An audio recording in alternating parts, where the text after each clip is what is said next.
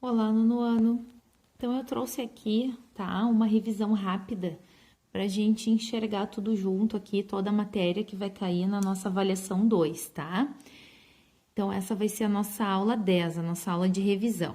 Primeiro assunto, tá, que vai cair na avaliação vai ser vistas ortogonais e perspectivas, que está na página 24 a 27. O que significa isso? A gente tem uma figura e um observador, tá? Ou seja, tem que dar o lado, né, do observador para a gente entender. Vocês precisam ver este desenho e entender ele em perspectiva, certo? O que é a vista frontal, o que é a vista lateral e o que é a vista superior. Então, aqui tá pintado para ficar bem claro, ó. Aqui o observador, ele tá de frente, então uma vista frontal, ó. Esse é o desenho que a pessoa, ao parar na frente da figura, enxerga, tá, bem à sua frente. Essa seria a vista frontal. Agora, se esse observador for lá para cima, ó, tá, ele vai enxergar todos estes espaços verde escuro, tá, que seria essa partezinha, mais um retângulo aqui que a gente não enxerga, esse outro retângulo acima e mais um retângulo atrás, que vai ser exatamente essa figura que tá aqui, certo? Essa a gente chama de vista superior. E tem também quem ficar aqui, ó, nessa lateral esquerda, vai olhar por aqui e vai enxergar essas duas partezinhas, tá? O que significa? Que as outras não vão ser visíveis a quem parar bem aqui na frente. Então, vai enxergar essa parte retangular aqui abaixo e essa aqui acima, certo? Apesar daqui, ó, a gente tá enxergando até o fim, ó, esse pedacinho aqui, até uma metade, a gente não vê que tá tapado, ó. Por isso que esse desenho tem esse traço aqui, ó, que é exatamente essa distância que tá dividindo aqui, ó. Ó, é essa partezinha e essa, que é o que tá mostrando aqui. Vista lateral esquerda, tá? Outra matéria que vai cair nas nossas avaliações são os polígonos semelhantes, tá? Por que polígonos semelhantes, tá? Porque pode ser qualquer polígono, né? Um polígono de 4 lados, um quadrilátero, um polígono de 5 lados, um pentágono, enfim.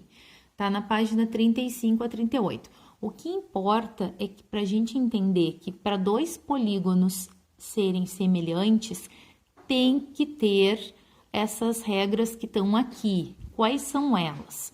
Os lados correspondentes têm que serem proporcionais e os ângulos correspondentes têm que ser congruentes. Repetindo, na matéria de polígonos semelhantes, as condições para que os dois polígonos sejam semelhantes são ângulos correspondentes congruentes e lados correspondentes proporcionais, tá? Então, como é que a gente verifica se os lados correspondentes são proporcionais? A gente verifica calculando a razão de semelhança.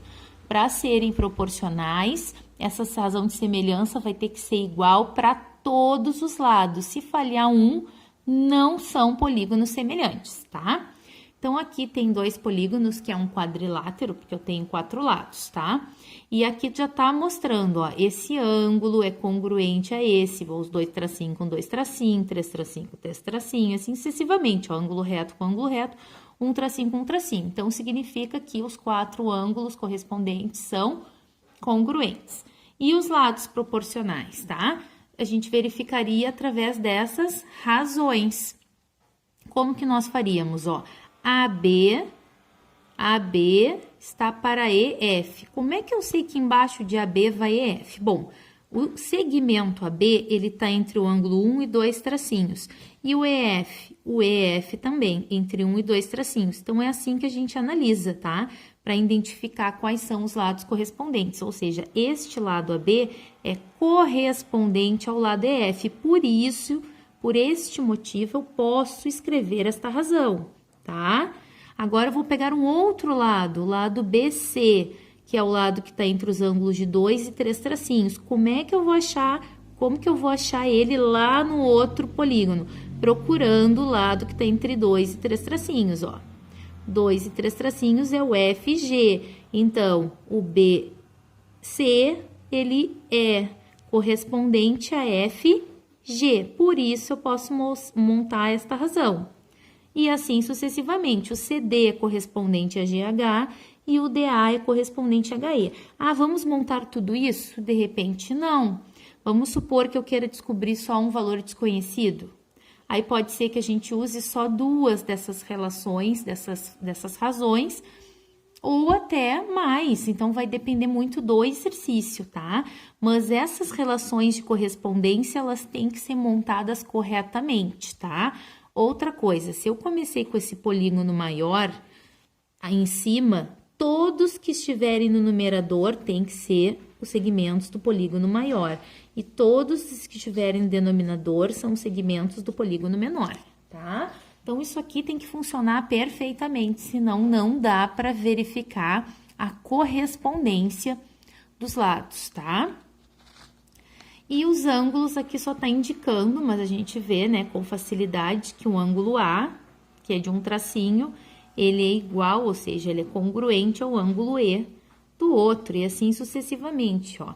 O ângulo B é o ângulo F, o ângulo C é o ângulo G e o ângulo D é o ângulo H.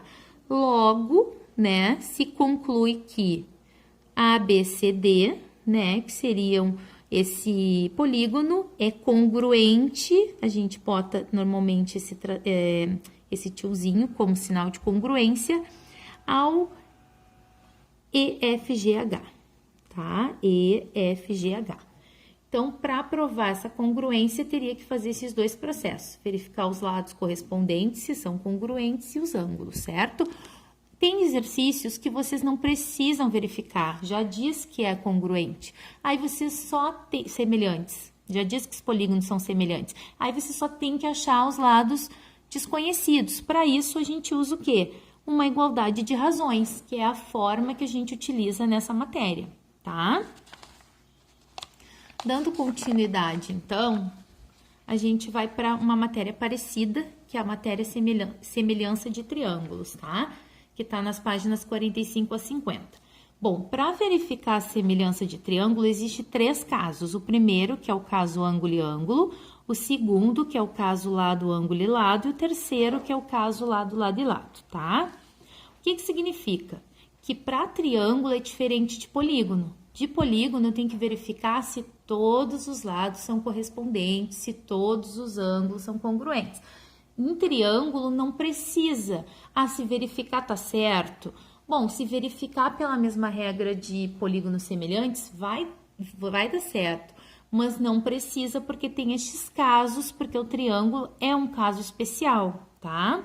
Então, se eu verificar entre dois triângulos que eu tenho 2 ângulos congruentes, eu já posso concluir que estes 2 triângulos são semelhantes. Olha aqui, 2 tracinhos, 2 tracinhos, 3 tracinhos, 3 tracinhos. Pronto. Eu já nem precisaria verificar o terceiro, porque já é o suficiente para concluir que estes 2 triângulos são semelhantes.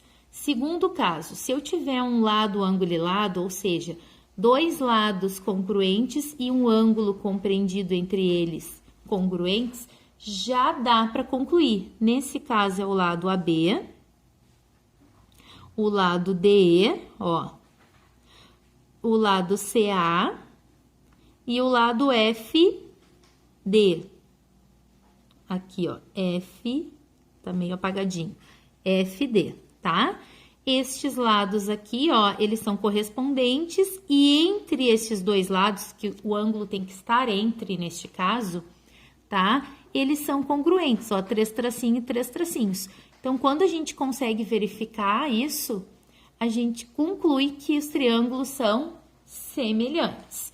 E tem o último caso, que é lado, lado e lado, quando eu tenho os 3 lados correspondentes congruentes, ó, AB, DE, ó, AB, DE, BC, EF, CA, FD, tá? Então, quando os lados correspondentes são congruentes, a gente conclui também que esses triângulos são semelhantes. Eu trouxe aqui para vocês um exemplo, que é aqueles que vocês têm bastante dúvida, estão sempre perguntando nos e-mails, tá? Aqui eu tenho 2 triângulos e vamos supor que no exercício já diga, ó, os 2 triângulos são semelhantes, acha o valor de x e y. Bom, se eles são semelhantes, Então, os lados correspondentes são proporcionais. Então, eu só tenho que achar quais são esses lados. Bom, o 6 está entre 1 e 2 tracinhos. Entre 1 e 2 tracinhos está o 2. Então, eu posso botar aqui, ó, 6 divididos por 2. Achei dois lados correspondentes. Agora, eu vou pegar o x mais 6. Bom, tem que achar o lado correspondente no outro. Tá entre nenhum e um tracinho. Onde é que tem nenhum e um tracinho? Aqui. Então, eu vou botar o 3, x mais 6 divididos por 3, viram? Então, essa relação que a gente monta aqui é que ela não pode ter erro, porque o resto é cálculo normal que a gente já fazia no nono ano, tá? No nono ano, que a gente já fez em outras séries, tá? Então, na hora de multiplicar aqui, a gente multiplica em x, ó, 2 vezes x mais 6 e 3 vezes 6, 18. Aqui a gente faz a distributiva, 2x mais 12 igual a 18, isola o x e vai isolando até chegar no 3.